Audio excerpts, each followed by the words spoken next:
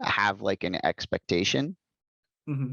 of performance. So, if you're not hitting that expectation, then I think I let you know by, not being interested, you know, rather than, because most of the athletes I've worked with in my career, I would say that's the kind of a common thread amongst them. Like, you don't need to beat them up because as soon as they sense that they're off targets, like they're already mad at themselves. So like bringing that further is never productive, or it hasn't been a strategy for me.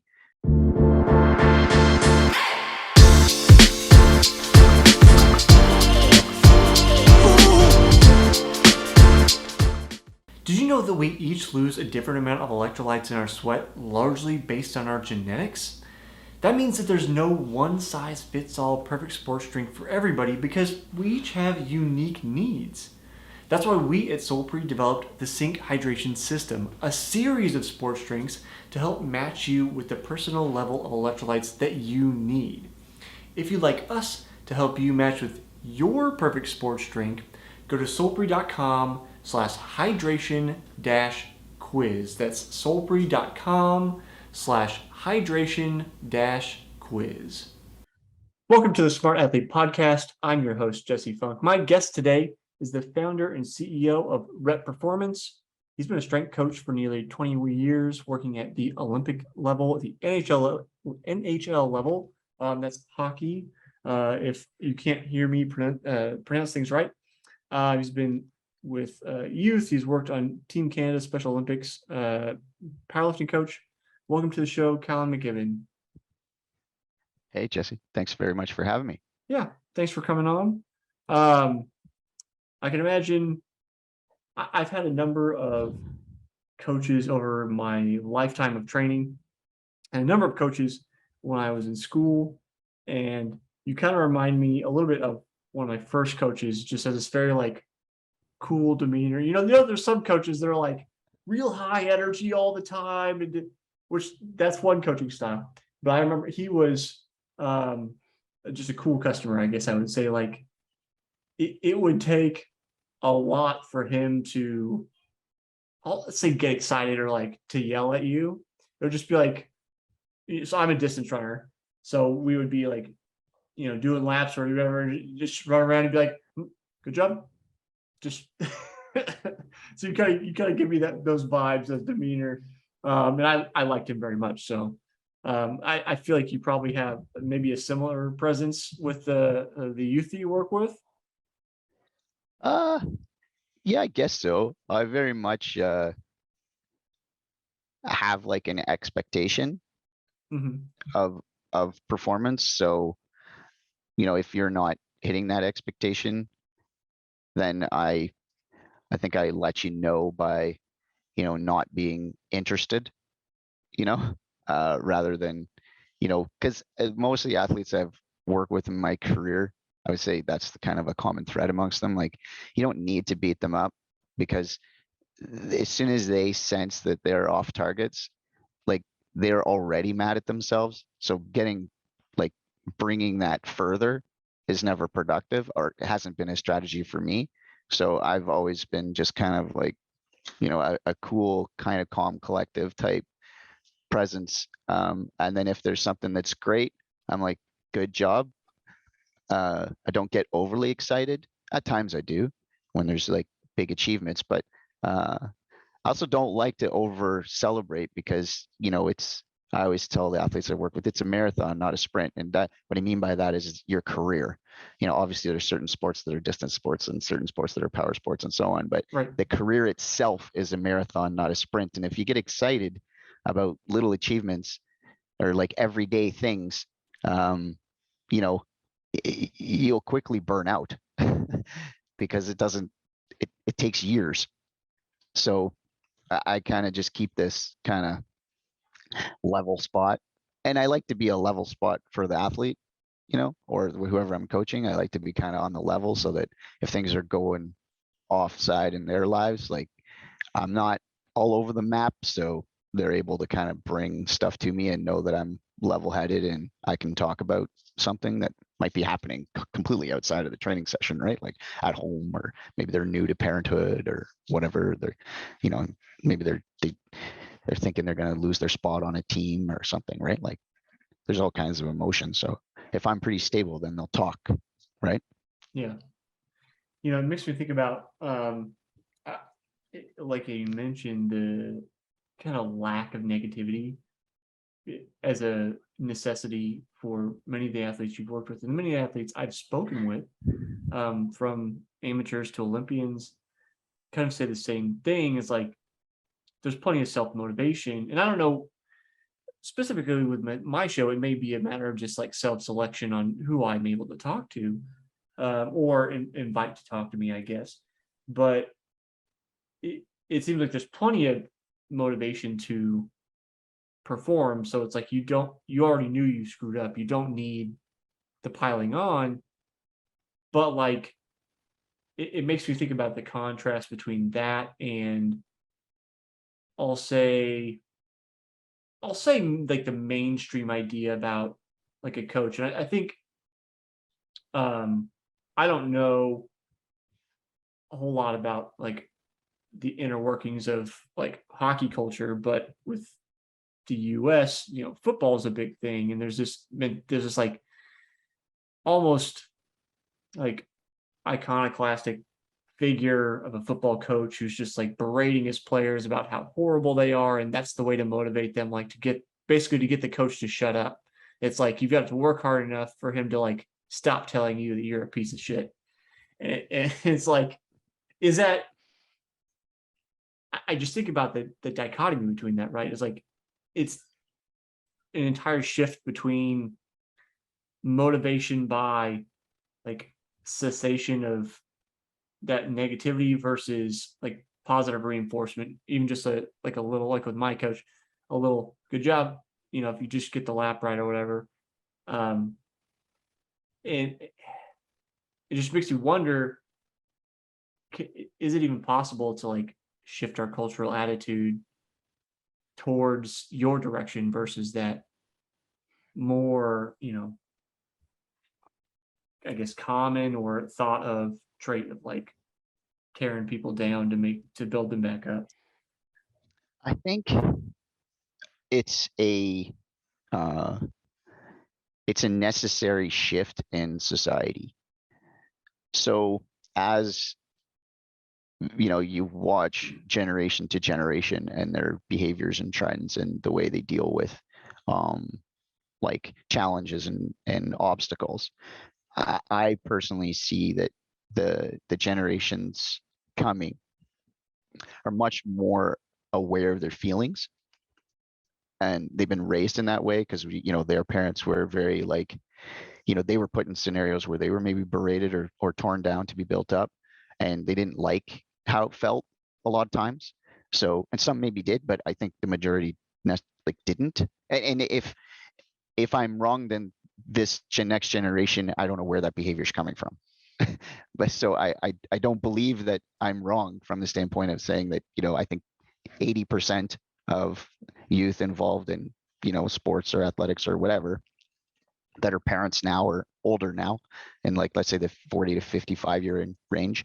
I don't think a lot of them felt like that was really beneficial, whether it would be in the home in a parenting standpoint or in a coaching sport standpoint. So we raised kids that were much more aware of their feelings, and we raise them by being aware of their feelings, ask them more questions about how they feel. And if you stay in that old guard coaching style, you're not moving with the times, and the kids are coming up and they're much more aware of how they're feeling, and and and how the way they act impacts those around them. And I would say that they're much more just naturally anxious, and they're more prone to anxiety than my generation was. And and that's their challenge. When my generation had challenges, right? Their generation has challenges. And so as a coach, I want to try to adapt to that. And as a business leader, I want to try to adapt to that. As younger people come into the company, like, you can't, I just lead them way different than I would have 15, 20 years ago. Now I'm maturing, but also they're just different. Mhm. They're changing. So if the goal is to have, for the people you're with to achieve whatever they've come to you to achieve, whether it be somebody on an Olympic team or somebody who's coming to kind of just get in better shape, whatever the case may be, they're already motivated, which you've alluded to. So you don't want to turn that off ever. Like, you want to keep that going strong, right? So you have to adapt and be able to speak to them in a way that they stay that way, right? That they don't get down. And that's hard to change. So for some people, like in coaching, right? It's hard for them to think about doing it a different way. I hear this sentiment, and there's two sides to this thought. So, like, you're talking about the generation coming up being more aware of their feelings. Um, it makes me think about, in a broader sense, like the kind of cause and effect of how each generation is raised, how they adapt, how the world changes, how that affects how they raise their children, and these shifts that happen over generations of people. What I think is difficult is, number one, being aware enough on a kind of macro scale to see maybe why that's happening, why these changes are happening, if they're positive or negative, because I think you often get like this pushback from older generations to the younger generations. You always hear, like, it's not a new thing. It's not going to go anywhere. You always hear things like, "Ah, the young people don't want to work. They're lazy. They're this or that because they're unlike me." Yep. Like, I mean, you go back through newspapers for decades, and it's the same story over and over and over again and again. It's not unique to this day and age. So, like, you see that, but then clearly things are changing, and you hope, I guess I hope as an optimist, things are improving for each generation. Like, that's our goal, I guess, right? Is we want successive generations to be doing better than the previous one. So I wonder about our ability to adapt to the changes, but also to recognize our place in the cycle of change, I guess, and then be able to adapt ourselves. Like you said, sometimes it's hard for, like, I'll say old guard, which is always changing in and of itself, old guard coaching or whatever, to adapt to new employees, new athletes, new mindsets, and figure out how to bring them to the place where they want to go. Yeah, that's the trick to championships, right? Can you get them? Can you find a way to unlock every single member of your team's 100% potential? All the time. They believe in themselves. They want to do it for you, and they want to do it for their teammates. And there's nothing in the world that's going to stop them or distract them from that focus. So, and negative thoughts are you know, the whatever, the garlic to a to a vampire, right? Like, negative thoughts are like they crush all that immediately. The kryptonite to They're kryptonite. motivation. Yeah. Yeah. Yep. They're kryptonite to motivation. Well articulated. So thanks for saving me on that one. I saw where you were going. Yeah, that's good. So good team. So that's the thing. You got to keep it. You got to keep that going, that positivity, and it's hard. I read the Daily Stoic, and I mean, there's quotes in there from Hippocrates and stuff from, like, 500 years ago, and it's the same thing. It's the same, they're just talking about the human condition Mhm. back then. So it's like you said, it's been going on forever, right? And how do you take the best of from my generation, the way I was brought up, and you bring the positive things forward, and then, but you got to make sure you get rid of the things that we're we've learned there's a better way, Mhm. right? And you got to adapt into those better ways. So that's a cool part of coaching. Yeah. It's neat. Or leading companies, whatever. It's the same thing. Right. They're pretty analogous. Um, So one critique from one of my like friends, business mentors, thinking about talking about the kids, quote unquote, today being more aware of their feelings. He suggests, or asks the question, not necessarily suggests, but asks the question: is it possible to be too aware of your feelings, like too wrapped up in exactly how do I feel? And I will give an example using myself. It's a running example, and I've talked about this before. One of my coaches in college, I used to be like, I'm a big proponent of rate of perceived exertion. Like, how hard am I working? How do I feel? Yeah. Using that to pace yourself, all those kind of things. And I got very, very good at it when I was in kind of my peak of my running fitness. Like, I could, you tell me to run whatever split, I could do it almost within a tenth of a second sometimes. Usually more like closer to a second. But anyway, so very intent on how do I feel? And I got really wrapped up in this. And I was talking about all these nuances, and this feels this way, and this feels so. And then my coach looked at me and said, "Jesse, do you know why stupid people run faster than you?" I'm like what? Like, what are you talking about right now? He says, because they don't think about how much it hurts. They just run. And it makes me think about, like, I think it's important to know how you feel, but there is potentially a limit. So I guess I'd like your thoughts on, do you agree with my coach in that thought? Is there a limit to like being too involved in your feelings, or is there like a breakthrough side where you become this kind of like master of your feelings, and then you kind of like a master of this new domain? I think there's a difference between like training and maybe competing. And so for me to interpret that would be, when you train, I think it's very important to understand like what you're doing, how you're doing it, how it's feeling. Like, I'm a big proponent of RPs, like our software, like in our company, like it uses RPs to progress kids. Mhm. So like I'm a big, huge proponent of it. But when there's like that's different than like a competitive like environment where I'm doing something to win. When I'm doing something to win, uh I'm not thinking or feeling anything. Like, I'm so into the moment that like that's all that matters, and nothing is going to distract me from doing whatever it takes to accomplish the goal, which would be winning. So I think those are, I interpret them a little different. I like it when, people are aware of how they're feeling in a training environment, and when it's time to perform, then that's what the training gave you the ability to confidently know you can just go as hard as you want and you'll be fine. You know, like, you just go, don't worry about anything. You've done all the work. Now it's time to go. Just unleash yourself. So that's where I see it.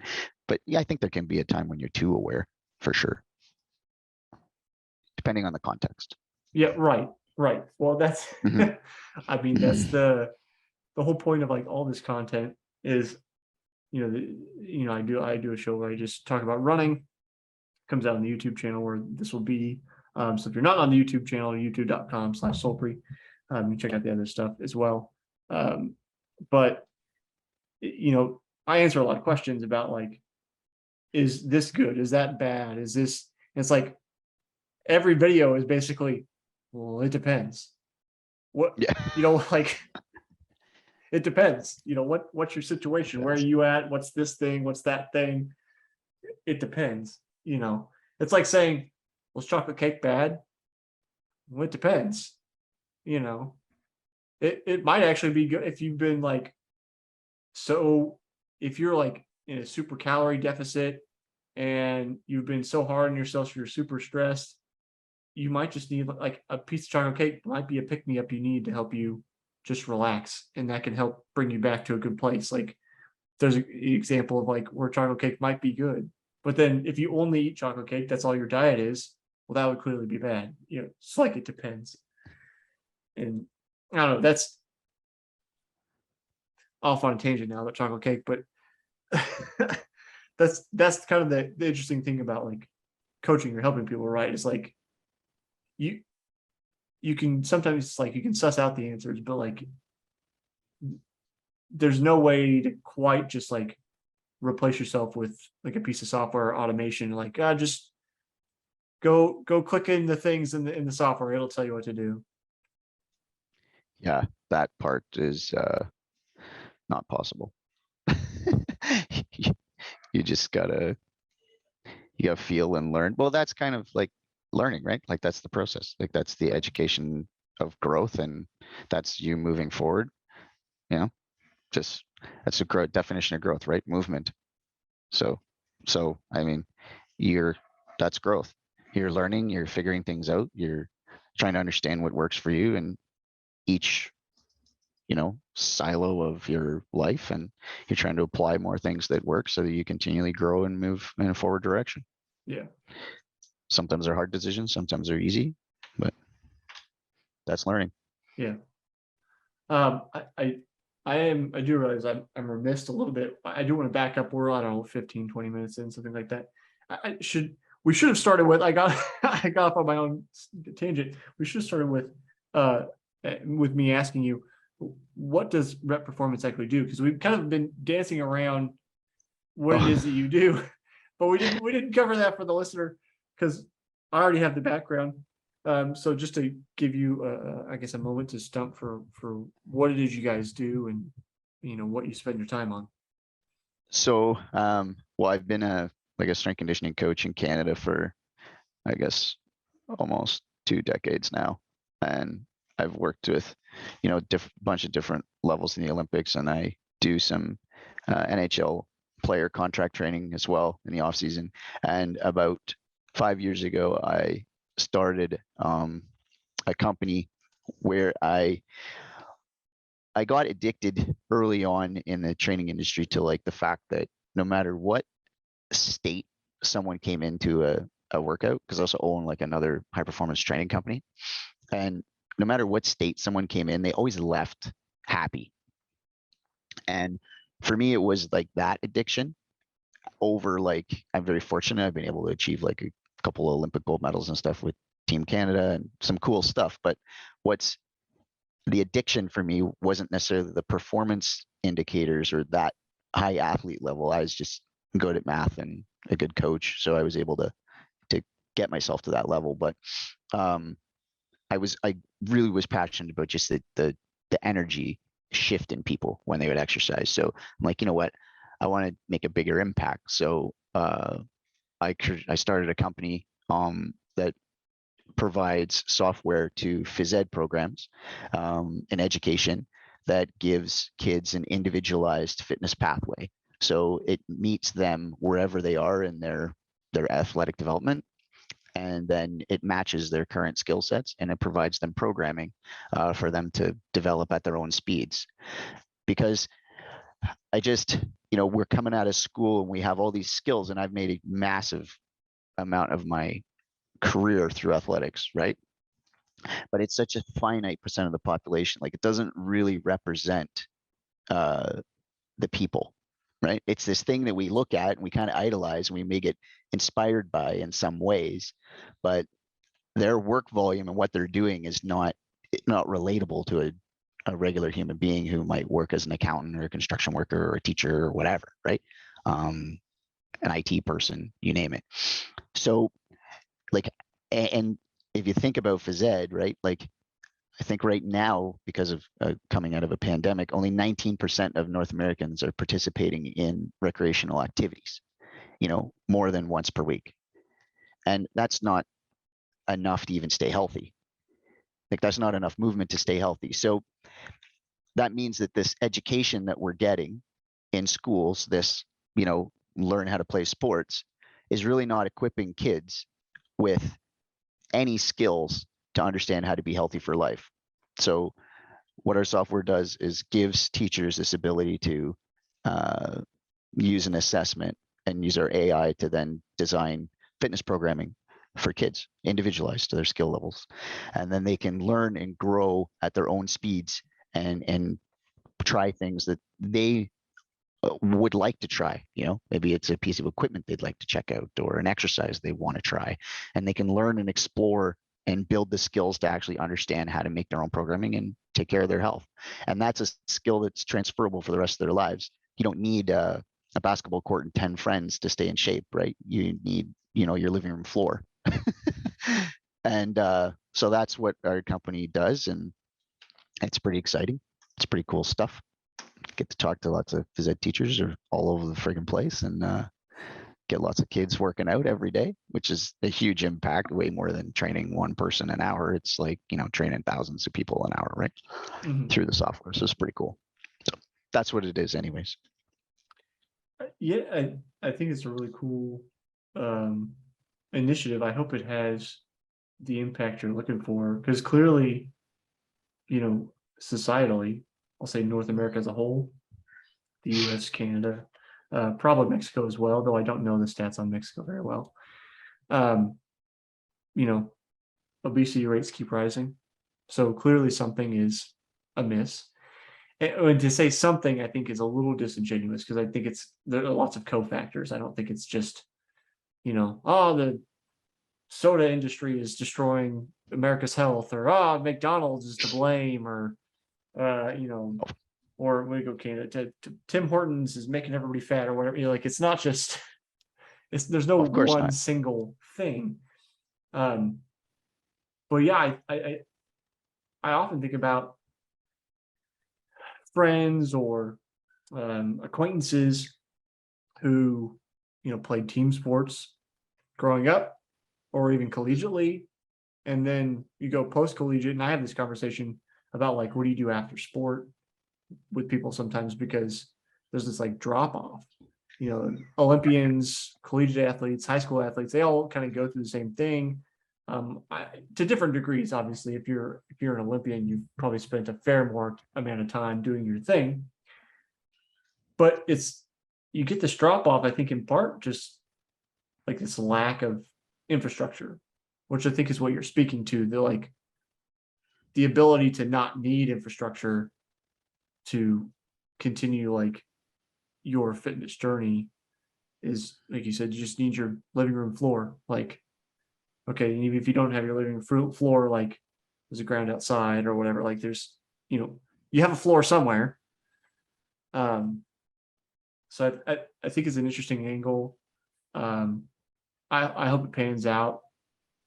Um, Obviously, early days, if you're only 5 years in, to see like what the longitudinal effect is on, all the lives you get to impact. But I think it's probably a pretty worthwhile effort.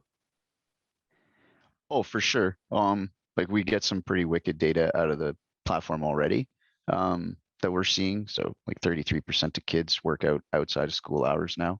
They enter the platform and, maybe do a yoga video with the parents at home, or, access a workout plan at home. So, there's that.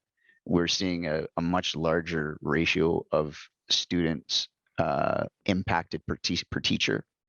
So teachers that are using the platform are generally impacting, I think, depending on what like categorization of like user they are, but it's around like our champion users are around like 42 students per teacher ratio. The standard class is, 25 to 30 kids, right? So that means that, and what that means real time in the schools is that kids are staying in the program even when phys ed is done, and the teachers just, pressing a button to generate them new workout plans, right? Or support them even if they're not in their class still. So phys ed teachers are using it, or impacting more students, right? And we're seeing a huge number of growth in the number of students in the platform for school. We have schools that have, over 50% of student body exercising routinely. So these kids are not all in phys ed. Phys ed teachers are just using the platform in order to support the kids and get them fitness training. And they're not even in their classes. They're maybe going to a open gym time at lunch and using the school fitness center, or an after school fitness center time, right? Or before school. So we're seeing it already. We're seeing the fitness center in a high school turning into almost like a community center that's supporting this community of a school that's going there and exercising, as opposed to this spot for the athletes to go and train for sport, because there's such a small percentage of student body, right? The attrition rate in Canada from grade 9, which is the last year of mandatory phys ed, to grade 10 is 63%, right? So you've got 37% of kids that are staying in phys ed after it's mandatory in Canada. And the majority of those are and a high percentage of that's made up by athletes. So I was thinking, you stirred something in my head earlier, a thought where it was like, you know, literacy levels in North America are on the like, for people to be illiterate, right? That's on the decline, right? Average household income is on the increase. These are results of high quality education, but obesity is on the increase. So the phys ed, physical education that kids are being exposed to, is obviously not working, because the basic things that we're getting out of education are making a difference. So we have to get to that level. It's hard. It's a challenge to get into that space and to make a difference at that level. But that's the spot where the real impact is going to be, is we need, because then the barriers to entry are all gone, right? Every kid, no matter what like lifestyle they come from, like one like mine, where I came from, like my barriers to entry were gigantic. So like every kid, no matter what the barrier to entry is, no matter where they're coming from, education, quality physical education, can at least equip them with the skills to be able to take care of their health for life. And then we've got, John Ratey, that wrote the book Spark, where he's proven time and time again that obviously high levels of physical activity produce better academic results. So, I mean, that side of the conversation is already done. You can't even come near someone and say, oh yeah, physical activity and being healthy doesn't, that doesn't make a difference to your academic scores. It's proven, done. End of conversation, right? It's even proven that physical activity and high health improve your personal income. So it's over. The conversation is done. So let's just do something about it. Let's equip them with the skills they need. So that's what we're doing, and it's working, right? We're watching it work now. So, and like you said, we're 2 years into we're 3 years in beta, like building platform, and now we're 2 years. This is our third year of releasing it into the commercially, like into the education landscape, right? And teachers are looking, like phys ed teachers they're coaches, and they're very much aware of the shift. Like a lot of schools have in Canada, they're called PAF, personal fitness classes, and they're like outpacing registration wise, like the standard PPL up here, like standard phys ed class. Like there's no comparison. Kids are signing up, like they want to learn how to, because they see their parents doing it. They don't see their parents playing soccer 5 nights a week to stay fit. They watch it on TV. That's what athletes do. That's not what your mom does if she, runs her own, retail store. Like she probably works out. Mm-hmm. So you have a kid looking at a parent doing exercise and are like, okay, well, that's how you take care of your health. And then you go to school and you learn how to play dodgeball. And you're like, well, that's not what my mom does to stay fit. She goes to the gym. She goes to the YMCA, or she follows a class on YouTube. Like, so there's this huge gap like and kids understand why math is important, because if your parents are talking about a budget at the dining room table, they're talking about numbers. The kids understand that there's a reason to take chemistry, because maybe their parents are, work in a medical industry and they use those skills, or they're engineers. So there's a sight line for me as a kid to see, okay, this is why this is important. I see it. I can see my parents use this later in life. Maybe this course I feel like is dumb because I can't see myself using that later in life. Well, we need to get that. We need to align what they see their parents doing into phys ed. So they're like, okay, well, this makes sense. I see my mom do it. I see my dad do it. Yeah, I'm going to do this too. So that's the mission. So then, I mean, you kind of touched on it, but is it motivated, like we were talking about before we got recording? Is it motivated by where you grew up? We talked about you grew up in a rural area. Really, there was no infrastructure for sport. Because I asked you, well, do you have a sport background? You're like, no, I don't. And so Yeah. I mean, is that because? So are you I mean, this is so one of my undergrad majors is psychology, and often there's the joke about psychology majors get into psychology because they need to like heal themselves. So is that what you're trying to do here? Are you trying to like coach young Callen? Maybe for sure. Like, that's a cool perspective on it. I mean, I definitely grew up in I'm pretty transparent about my life. So I grew up in a trailer park in, Northern Ontario, which, I mean, trailer parks are great. There's nothing wrong with them. In Northern Ontario, there's lots wrong with them though, because like, it goes 30 below. So all the water freezes in the wintertime. My mom used to have to crawl underneath it and try to thaw them out with candles and trouble lights and stuff. And, it was not, wasn't easy, you know. I never felt like it was hard though. Like my mom was never super optimistic, positive person. Like I never felt like I was gone without anything. But she always believed in exercise. We would go and get like stuff people were throwing in the garbage, like at the end of their driveways or whatever, right? Like I remember we got like the twister. I don't know if anyone's old enough to remember that thing. It was like a little disc and you stood on it and you went like this. It was for core. Like the stepper when it first came out, it had no handles, no nothing. It was just two hydraulic Mm-hmm. pistons on like two paddles.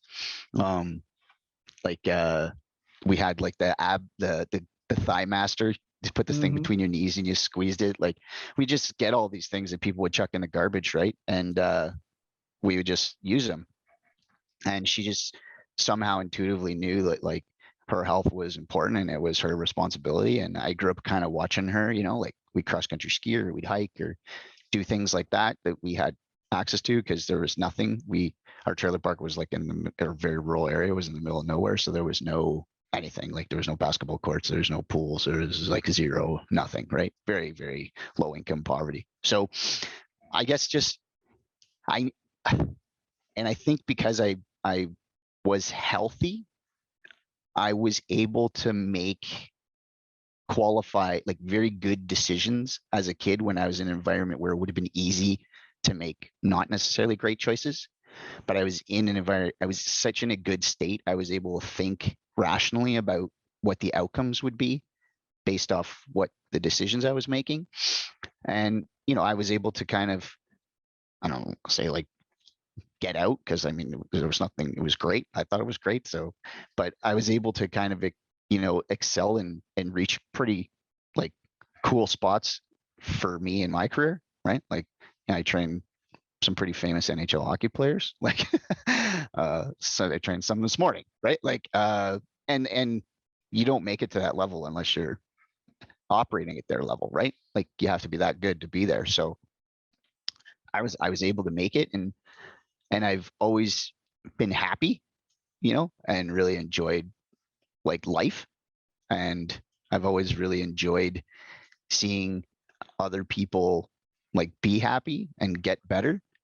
And I think it's just a product of just, a lot of it's a product of where I came from. And so why would I not want that for more kids, you know? So because I'm obviously not normal to a certain extent, right? Like I'm right now I'm like a rare percentage of kids that come from my upbringing to where I am today. Multiple companies and I'm successful. So I, but we should have more of them. You know, it doesn't have to be an anomaly. So, and I honestly think that there's a fundamental piece to it, which is like human health, like because it just aligns your mental abilities, right? All right, Callen. So we could probably keep going for a while, which I say to a lot of my guests. But we always run down on time, which is just kind of the nature of the beast, and an unfortunate reality of life sometimes, I guess. Anyway, so I have a question that I ask every single guest for a particular season. Each season has a different question. For you, I think I always like hearing everybody's different answers, because you have this singular question, yet everybody has like either slight variations or sometimes kind of surprising answers. And for you, because you're this, pretty like cool, relaxed, chill guy, I'll be interested to see how you answer this question. This season's question is, how do you celebrate your wins? So how do I celebrate my wins, eh? Probably not very well. Truthfully, probably not very well. I have extremely massive goals, and I hope I'm not misinterpreting. I really like the Andrew Huberman podcast. I listen to it quite a bit, and It's funny. I was just talking with my physical therapist about that yesterday. so and I watch the ones about dopamine quite a bit, and yeah, I kind of naturally like don't get I don't over like get overly celebratory just because there's more to do.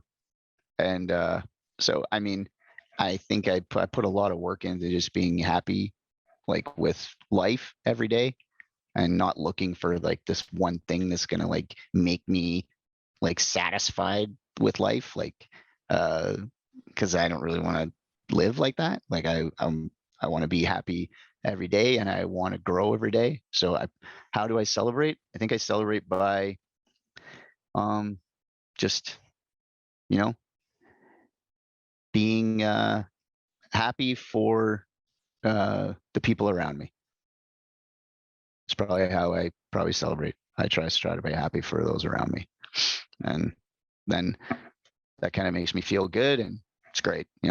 We hit a big milestone with the company. Pretty excited because it's pretty cool to see the team achieve that stuff. That's it in a nutshell. I think I probably don't do it well, and the reason is because I don't want to lose my drive for what I want to accomplish in life. And even when I accomplish all the big, huge, lofty goals I have, I will feel great about it because I will look around and see how happy everyone else is around me. And that's like, okay, good job, Cal. Like, way to go. Yeah. That's kind of it. Yeah. Callen, people want to get in touch, see what you're up to, any of that kind of stuff, where can they find you? Pretty simple. I think like the best ways to find me are either through LinkedIn's pretty much the only social platform that I use. I don't use any of the other ones.